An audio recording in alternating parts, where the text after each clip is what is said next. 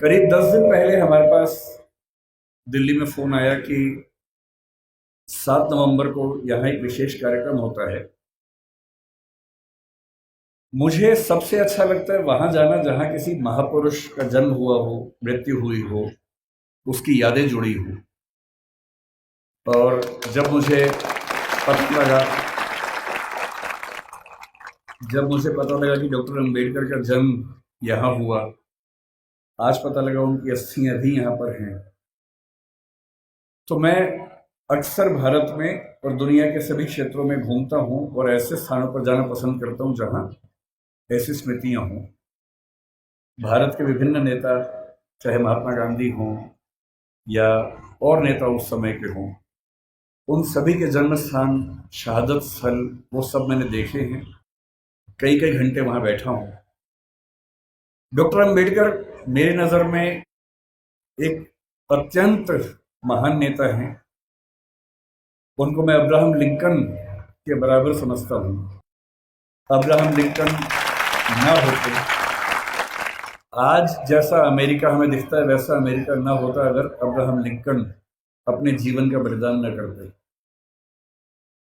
1776 में अमेरिका आज़ाद हुआ, या कह सकते हैं कि 1787 के आसपास उसका संविधान पूरा लिखा गया। लेकिन वहाँ आज़ादी मिलने के बाद भी जो वहाँ के दास थे, स्लेव्स थे, उनको आज़ादी नहीं मिली थी। उनकी आज़ादी लगभग 90 साल के बाद हुई, 1860 के दशक में हुई। एक लंबा संघर्ष हुआ और उस लंबे संघर्ष में जिस व्यक्ति ने एड़ी चोटी का जोर लगाया उसका नाम अब्राहम लिंकन था। लिंकन के खिलाफ अमेरिका के बहुत सारे लोग थे, पर वो अड़ गया और अंत में उसने संविधान में संशोधन करवा के, जिसको हम अमेरिकी संविधान का 13th अमेंडमेंट कहते हैं, वो पारित करवाया। और जिसके बाद से वहाँ दास व्यवस्था समाप्त हुई। उसकी कीमत ये है कि उसके कुछ ही समय के बाद अब्राहम लिंकन की हत्या हुई, लेकिन वो अपने जीवन की बलि देकर कम से कम अमेरिकी समाज के एक बहुत बड़े हिस्से को आज़ाद करवा के चले। अम्बेडकर जी कहते थे कि जिंदगी बहुत लंबी होने का मतलब नहीं है, जिंदगी महान होनी चाहिए। और महान जीवन का मतलब ये होता है कि सफल होना तो बहुत छोटी बात है। डॉक्टर अम्बेडकर हमारी संविधान सभा के वो मेंबर थे जो सबसे ज्यादा पढ़े लिखे थे। एक ऐसा व्यक्ति जिसने पीएचडी भी 3 कर रखी हो और चौथी बाद में और उनको मिल गई हो। पूरी संविधान सभा में हमें इतना वेल रेड, इतना पढ़ा लिखा व्यक्ति नजर नहीं आता है। कुछ लोग कहते हैं कि संविधान सभा में उनकी भूमिका बहुत छोटी सी थी, नगण्य थी, क्योंकि उन्होंने संविधान लिखा नहीं था, उन्होंने संविधान की प्रारूप समिति की अध्यक्षता की थी। ये बात ठीक है कि वो प्रारूप समिति के अध्यक्ष थे, लेकिन संविधान सभा के एक मेंबर थे टीटी कृष्णमाचारी। उन्होंने एक बड़ी खूबसूरत बात कही कि संविधान सभा की प्रारूप समिति में कुल 7 मेंबर थे, जिनमें से एक ने ज्वाइन ही नहीं किया, एक बीमार पड़ गए, 2 दिल्ली के बाहर थे, एक देश के बाहर चले गए, एक ने इस्तीफा दिया, तब दूसरे मेंबर को लेके आए। और कहने को 7 मेंबर थे, लेकिन दरअसल केवल एक व्यक्ति के हाथ में ड्राफ्टिंग की सारी जिम्मेदारी आई और ये कथन टीटी कृष्णमाचार्य ने संविधान सभा के भीतर दिया। और इसलिए हमें इस बात का सम्मान करना चाहिए। लेकिन आप में से अधिकांश बच्चे जिस सामाजिक परिवेश से हैं, मैं संयोग से समाज के उस परिवेश से हूं जिसमें सामाजिक विषमताओं को झेला नहीं। मेरा जन्म एक ऐसे परिवार में हुआ जो निम्न जाति का नहीं है, तो मैं सवर्ण समाज से हूं। संयोग की बात है, तुक्के की बात है। किसी का तुक्का कुछ लगता है, किसी का कुछ लगता है, तो मैं तुक्के से उस समाज से हूं जहां जातीय भेदभाव झेलना नहीं पड़ता है। मैं बहुत गरीब भी नहीं रहा। मेरे माता पिता अध्यापक थे, तो वेतन भी ठीक ही था उनका। और इसलिए मैं देखता हूं कि हमारे समाज में सामान्यतः एक राय ऐसी बन गई है कि डॉक्टर अम्बेडकर केवल दलित समाज के नेता हैं, उन्होंने केवल उनके लिए कुछ महान काम किए। और मेरा मानना है कि इस गलतफहमी से हमारे समाज को बचना चाहिए। डॉक्टर अंबेडकर हमारे देश के आज तक के सबसे महान नेताओं में से एक हैं और उनकी महानता को हमें स्वीकार करना चाहिए। धूप बहुत ज्यादा है, आपकी उम्र भी बहुत कम है, इसलिए मैं गहरी बातों में नहीं जाऊंगा। डॉक्टर अंबेडकर को लेकर कुछ बहुत गहरे विवाद, गहरे संवाद हो सकते हैं। उनका गांधी जी से क्या रिश्ता था, आज़ादी के आंदोलन से उनका क्या रिश्ता था, मार्क्सवाद से क्या रिश्ता था, बौद्ध धर्म से उनका क्या रिश्ता था, ये सब ऐसे प्रश्न हैं जिन पर हम कई घंटे गहरी बात कर सकते हैं। लेकिन क्योंकि आप अभी स्कूल वाले बच्चे हैं ज़्यादातर, आपके लिए इन विवादों में अभी उलझना ठीक नहीं है। आपके लिए जो ज़्यादा महत्वपूर्ण है, मैं उस बात पे आता हूँ। मैंने पिछले 1 साल में जो यात्राएं की, उसमें एक यात्रा कोलंबिया विश्वविद्यालय न्यूयॉर्क की, और वहां जाते ही मैंने अपने दोस्तों से पूछा कि भाई यहाँ डॉक्टर अंबेडकर पढ़ते थे, कोई ऐसा मेमोरियल उनका है क्या? तो वो मुझे एक लाइब्रेरी में, जो बेसमेंट में अच्छी लाइब्रेरी, उनकी काफ़ी अच्छी लाइब्रेरी है, वहाँ लेके गए। और लाइब्रेरी में एक दरवाज़ा जहाँ अंदर रीडिंग रूम है, उसके बाहर एक बहुत सुंदर प्रतिमा उनकी लगी हुई है और साथ में काफ़ी उनके बारे में लिखा हुआ है। और मुझे बहुत अच्छा लगा कि कोलंबिया विश्वविद्यालय आज भी ये मानता है कि डॉक्टर अंबेडकर उनके आज तक के सबसे शानदार विद्यार्थियों में से एक थे।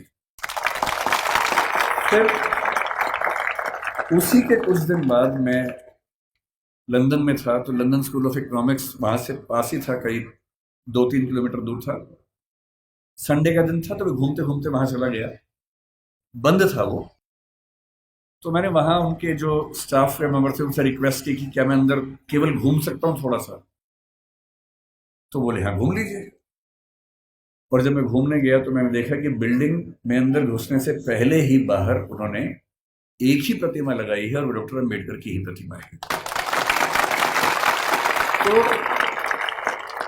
मुझे ऐसा लगता है कि जिस भारतीय सपूत की ख्याति दुनिया में इतनी ज्यादा है, अमेरिका में, लंदन में जहां वो पढ़े, वहां के इंस्टीट्यूशन से मानते हैं कि हमारे महानतम विद्यार्थियों में से एक वो थे, तो ऐसा क्यों है कि हमारे समाज में उनको लेकर ऐसी गलतफहमियां बहुत ज्यादा है? आज मुझे बुलाया गया है ये कह के कि बच्चों को प्रेरणा देनी है, पर दरअसल मेरे लिए तो खुद ये प्रेरणा का समय है कि मैं एक ऐसी जगह हूं जहां डॉक्टर साहब पैदा हुए, उनकी मृत्यु हुई। मैं बहुत संक्षेप में आपको ये बताना चाह रहा हूं, क्योंकि आप में से बहुत सारे बच्चे जिस समाज में पैदा हुए होंगे, आपकी परिस्थितियां कुछ कुछ वैसी होंगी जैसे अंबेडकर जी की थी। हालांकि वैसी नहीं होंगी, और क्यों नहीं होंगी? क्योंकि अंबेडकर जी हो गए आपसे पहले, इसलिए आपकी स्थितियां वैसी नहीं। अगर वो ना होते तो स्थितियां वैसी होती। तो मैं आपको थोड़ा सा बताना चाह रहा हूं कि आप किस भारत की ऐतिहासिक सामाजिक परंपरा में स्थित हैं और आपकी जिम्मेदारी क्या बनती है। मैं ये भी समझाना चाह रहा हूं कि जो सदस्य आप में से या समाज के जो सुनेंगे इस वक्तव्य को, जो समाज के उस तबके से नहीं भी हैं, जो समाज के संपन्न वर्ग से हैं, उनको भी समझने की जरूरत है, जो हम थोड़ा सा समझेंगे। क्या है वो? हमें किसी व्यक्ति की महानता समझने के लिए पहले ये देखना चाहिए कि उसकी प्रेरणा बिंदु क्या थी। आपको मैं प्रेरित करूं, इससे बेहतर है कि मैं आपको वही बताऊं डॉक्टर अंबेडकर के बारे में जिससे मुझे प्रेरणा मिलती है। शायद आपको भी किसी से प्रेरणा मिल जाए। और मैं ये स्पष्ट कर दूं, मैं किसी विचारधारा, किसी मान्यता, किसी वाद का अंध समर्थक नहीं हूं।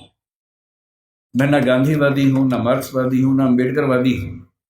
मैं सभी महान व्यक्तियों को पढ़ता हूं, डूब के पढ़ता हूं।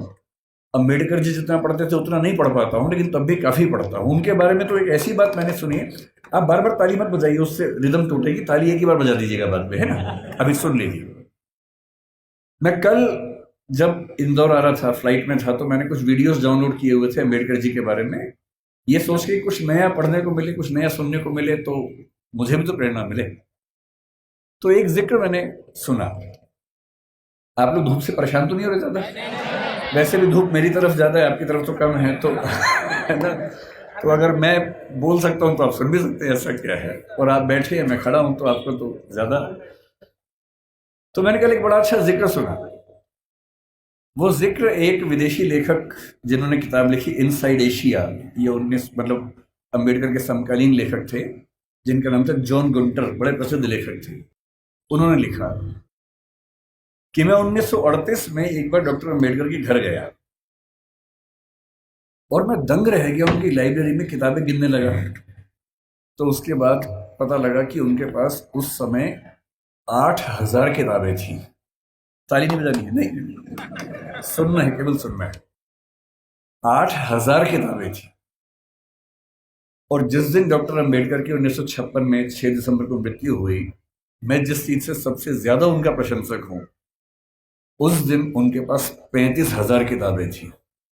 मैंने अरस्तु के बारे में सुना है, जो ग्रीक फिलॉसफी का सबसे महान चिंतक है, सबसे महान चिंतकों में से एक हुआ। उसने अपने जीवन में 3,000 पुस्तकें लिखी। हालांकि वो अधिकांश पुस्तकें बहुत छोटी हैं, 2 पृष्ठ, 4 पृष्ठ, 5 पृष्ठ की हैं।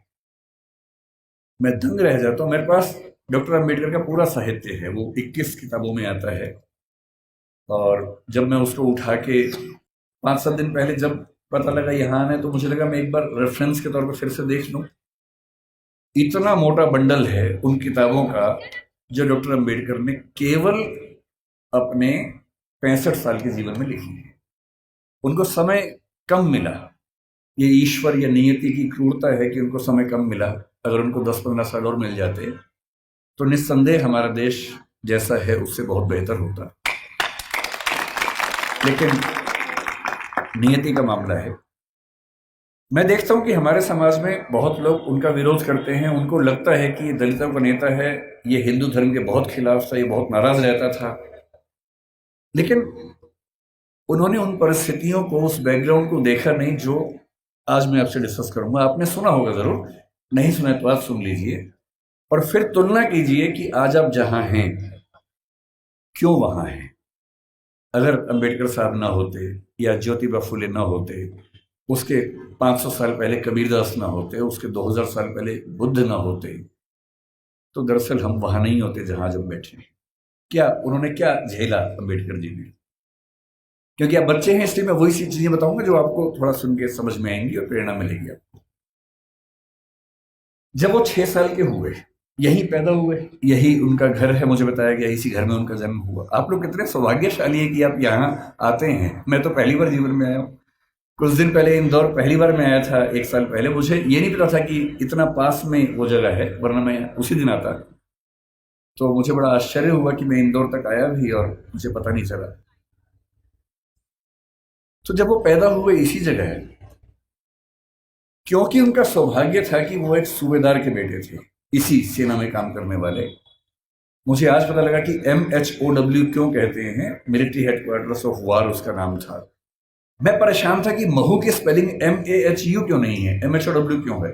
तो आज पता लगा नहीं, वो एक एक्रोनिम है, उसकी फुल फॉर्म एक है। वो जिस समाज में थे उस समाज के बच्चे स्कूल में नहीं पढ़ते थे, उनको पढ़ने की अनुमति नहीं थी। पर क्योंकि वो सूबेदार के बेटे थे, और सूबेदार एक कमीशन पद होता है सेना में, बड़ा पद होता है, तो इतना हो गया कि उनको स्कूल जाने का मौका मिल गया। पर उनकी माँ को, आदरणीय भीमाबाई जी को अच्छे से पता था कि जब बच्चा स्कूल जाएगा तो इसके साथ बहुत बुरा बर्ताव होगा, जिसको आपकी भाषा में बुलिंग कहते हैं, आजकल के बच्चों की भाषा में बुलिंग कहते हैं, उसका खतरा था। और माताओं को, पिताओं को बहुत चिंता होती है कि हमारे बच्चे के साथ स्कूल में ज्यादती ना हो, बदतमीजी ना हो। कल को आप भी पेरेंट्स बनेंगे, आप भी इस दर्द से गुजरेंगे। ऐसे कई बच्चे होते हैं, कोई फिजिकली उतना ठीक नहीं है, कोई मेंटली उतना ठीक नहीं है। जब वो स्कूल जाते हैं बच्चे, एक तो पहले वो पीड़ित है, उसके बाद स्कूल के बाकी बच्चे उनका मजाक बनाते हैं, चिढ़ाते हैं। पेरेंट्स को इतना दर्द होता है इस बात से, लेकिन क्या करें। तो उनकी माता जी ने, भीमाबाई जी ने कहा कि देख बेटा, स्कूल जा रहा है, पहले ही समझा रही हूं, बहुत बुरे अनुभव होंगे, लड़ना मत, झगड़ना मत, विद्रोह करके छोड़ मत देना, क्योंकि पढ़ाई करोगे वो अकेला रास्ता है कि कुछ बड़ा कर पाओगे जीवन में, वरना कोई दूसरा रास्ता नहीं। इस बात को उस छोटे से बच्चे ने मन में बिठा लिया। वो स्कूल गया। उस स्कूल में पहली बार कोई ऐसा बच्चा आया था जो समाज के अछूत कहे जाने वाले समुदाय का हिस्सा था। जो बाकी बच्चे थे बुरे नहीं थे, पर वो भी अपने अपने घर से सीख रहे थे, अपने समाज से सीख रहे थे। उनको ये पता था कि ऐसे बच्चों के साथ नहीं बैठना है, दूर रहना है। तो व्यवस्था हुई कि वो स्कूल में क्लास के सबसे अंत में, जहां सारे बच्चों के जूते चप्पल रखे हैं, उसके पड़ोस में एक दरी छोटी सी बिछा के बैठेंगे, और दरी भी खुद लेके आएंगे ताकि स्कूल में कोई और व्यक्ति अपवित्र ना हो। अब सोच के देखिए, इमेजिन कीजिए उस बच्चे की हालत कि एक बच्चा है, अपने घर से दरी लेके आता है, क्लास के अंत में जहां जूते चप्पल रखे हैं उसके पास में बिछाता है, बैठता है, बाद में लेके जाता है। उसके साथ कोई खाना भी नहीं खाता है, तो वो दीवार की तरफ चेहरा करके अपना भोजन करता है जो घर से लेके आया था। उसको पानी पीने की अनुमति नहीं है। आपने ये सब नहीं झेला होगा, उस बच्चे का सोचिए। ये आज से केवल और केवल 110 साल पहले की बात मैं कर रहा हूं, बहुत पुरानी बात नहीं है, 115 साल पहले की बात। उस बच्चे को पानी पीना है और स्कूल में पानी की एक ही व्यवस्था है कि जो पानी का नल है या घड़ा है उसे वो नहीं छू सकता। तो एक चपरासी है जो उसको दूर से पानी देगा तो वो पिएगा, वो घड़ा नहीं छू सकता है। और ये बात कोई और नहीं कहा है, डॉक्टर अंबेडकर ने खुद अपनी आत्मकथा लिखी है। वो उस समय छप नहीं पाई थी, छपी 1990 के आसपास है। अंग्रेजी में उस आत्मकथा के कुल 6 अध्याय हैं। उसका नाम है वेटिंग फॉर ए वीजा। ये उन्हीं की पुस्तक है। उसमें केवल 6 अध्याय हैं, जिनमें से 4 अध्यायों में उन्होंने अपने अनुभव बताए हैं और 2 में बाकियों के अनुभव बताए हैं। और जो पहला अनुभव है वो यही अनुभव है। और वो साफ लिखते हैं कि अगर किस दिन बच्चों, अभी मैं जानता हूं आप बहुत बेचैन हो गए, शरारत करने का मन भी होगा, लेकिन जिनकी बात चल रही है ना, उनके सम्मान में थोड़ा शांत रहें और सुने, है ना, समझें उस बात। चंचलता इस उम्र में होती है, लेकिन थोड़ा सुन लीजिए, क्या हो गया, फायदा हो जाएगा, कुछ नया सीखोगे, है ना। आपकी उम्र से बहुत पहले अंबेडकर जी बहुत सीरियस हो गए थे, इसलिए वो अंबेडकर जी हैं। तो अब तो सीरियस हो ही जाना चाहिए। और जिस व्यक्ति की बात चल रही है उसका कितना एहसान है हम पे, आपके समाज में विशेष रूप से, ये भी समझना चाहिए। जिस दिन चपरासी नहीं आएगा उस दिन पानी नहीं पी सकते हैं। उन्होंने एक वाक्य लिखा अपनी आत्मकथा में, नो पियन नो वाटर। उस समय ऐसी बोतलें नहीं होती थी जो भी आपको बढ़ रही थी, जिन बोतलों के लिए आप हाहाकार मचा रहे थे, उस जमाने में नहीं होती थी। उस जमाने में पियन नहीं आता था तो पानी नहीं मिलता था। उनके नंबर बहुत अच्छा है क्लास में। व्यवस्था थी कि जिसके नंबर जितने अच्छे होंगे वो उतना आगे बैठेगा, पर उनको ये ऑप्शन नहीं था कि वो आगे बैठ सके, उन्हें पीछे ही बैठना था। ये सब झेलते झेलते वो पढ़े। जब 10वीं क्लास में आए तो एक अध्यापक उनके थे, कृष्णा जी अर्जुन सेलुस्कर नाम था उनका। उन्होंने उस बच्चे को, भीमराव को, एक छोटी सी पुस्तक भेंट की जो बुद्ध की जीवनी थी, और कहा कि इसको पढ़ो। अंबेडकर कहते हैं कि उस पुस्तक को और मैं अपने अध्यापक केलुस्कर जी को जिंदगी भर नहीं भूल पाया। वही केलुस्कर जी बाद में उनको बड़ौदा के महाराज सियाजी राव गायकवाड़ से मिलवाने ले गए, वजीफा दिलवाया, फिर वजीफा बढ़ा, और जब वो एल्फिंस्टन कॉलेज के विद्यार्थी हुए तो उनको कोलंबिया विश्वविद्यालय जाने के लिए स्कॉलरशिप मिली, वहीं से मिली, बड़ौदा से मिली।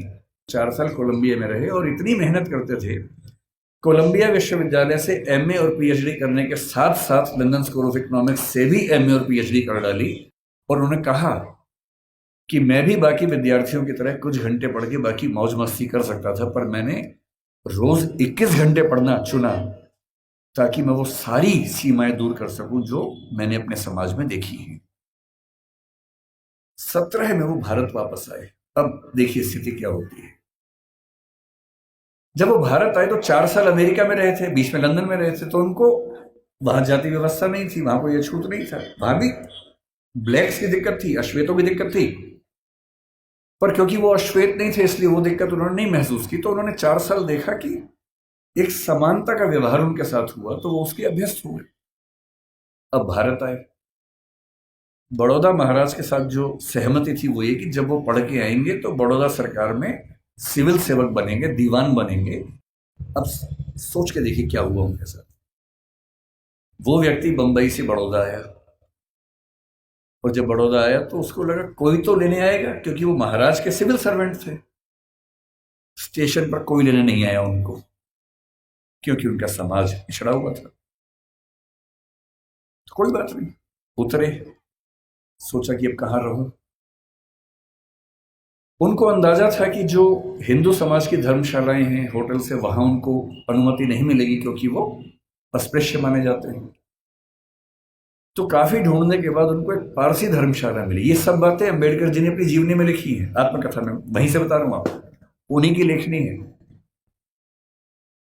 क्योंकि पारसी धर्म में तो जाति व्यवस्था नहीं है, तो उनको लगा यहां शायद शांति मिलेगी। वो पारसी धर्मशाला में गए, वहां कमरा के लिया। एक ही कमरा था, बड़ा बहुत बुरी हालत में कमरा था, फर्नीचर से भरा हुआ गोदाम जैसा कमरा, उसी के कोने में रहने की व्यवस्था हुई। तो रहने लगे।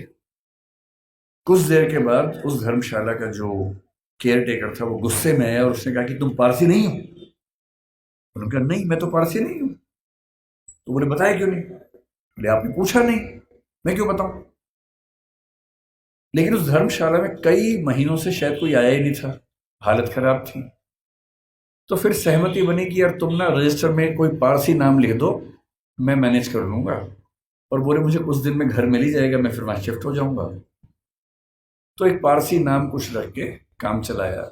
लेकिन 11 दिन हुए थे अभी, और 11वें दिन लगभग 10 से 15 पारसी युवक हथियार, लाठी, डंडे हाथ में लेके चिल्लाते हुए उनकी तरफ बढ़े। और तब उन्होंने कहा कि एक अछूत आदमी पारसी धर्मशाला में कैसे आ गया? तुमने हमारी धर्मशाला खराब कर दी। अंबेडकर जी ने कहा कि आपके धर्म में तो जाति व्यवस्था है नहीं। बोले वो सब हमें नहीं पता, भागो यहां से। और खतरा था कि हिंसा हो सकती थी। अंत में तय हुआ कि शाम तक का समय है, छोड़ देना, वरना छोड़ेंगे नहीं। डॉक्टर अम्बेडकर अपने ऑफिस गए। ऑफिस में उनकी कुर्सी अलग बनाई गई। उनका चपरासी उनको पानी इस तरह से देता था कि जैसे किसी खराब व्यक्ति को दे रहा हो। फाइलें फेंक के देता था ताकि छू ना ले। आप उस व्यक्ति का मन सोचिए कि जो व्यक्ति इतना पढ़ के आ गया है, अमेरिका से पीएचडी, लंदन से पीएचडी कर चुका है, इकोनॉमिक्स में पहली बार देश में किसी ने इतने गंभीर स्तर पर अध्ययन किया होगा, उसके साथ ये बर्ताव हो रहा है। उन्होंने महाराजा के सचिव से बात की, भाई मुझे रहने को घर कब मिलेगा, छोड़ना है मुझे। कोई जवाब नहीं मिल पाया। शाम तक छोड़ना है। पूरे बड़ौदा में एक भी जगह नहीं है जहां वो रह सके। अंतिम उपाय क्या किया? अपने एक हिंदू दोस्त से बात की कि भाई, जो दो दोस्त उनके बाहर से पढ़ के आए थे, एक हिंदू एक ईसाई, दोनों से बात की। हिंदू दोस्त से कहा ऐसा कि ऐसे ऐसे छोड़ना पड़ रहा है पारसी धर्मशाला, क्या मैं तुम्हारे घर रह सकता हूं? बहुत प्रगतिशील व्यक्ति था, पर उसने 2 मिनट चुप होकर बोला कि देख यार, मुझे तो दिक्कत नहीं है, पर मेरे यहाँ जो लोग काम करते हैं ना, वो सब काम छोड़ देंगे, क्योंकि तुम अगर रहोगे तो वो फिर सब खत्म हो जाएगा। तो बोले ठीक है, कोई बात नहीं।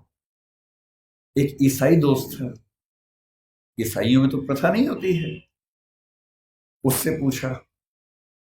उसने कहा यार, हूं तो मैं ईसाई, लेकिन कुछ पीढ़ी पहले हम हिंदू थे, तो हमारे परिवार में अभी तक वो संस्कार हैं, और मेरी पत्नी इस बात से भड़क जाएगी कि आपने एक अछूत को अपने घर में कैसे बुला लिया। और तब डॉक्टर अम्बेडकर लिखते हैं अपनी आत्मकथा में, जो हिंदू समाज के लिए अछूत है वो पारसी के लिए भी अछूत है, वो ईसाई के लिए भी अछूत है। और यही मुंबई में सिडनेहम कॉलेज में जब वो प्रोफेसर बन के गए, वहां भी ये बर्ताव हुआ कि उनको पानी पीने की व्यवस्था अलग थी। सिडनेहम कॉलेज, जो कि बहुत प्रतिष्ठित कॉलेज है मुंबई का, एक बार घड़ा छू लिया तो घड़े को तोड़ा गया पवित्र करने के लिए।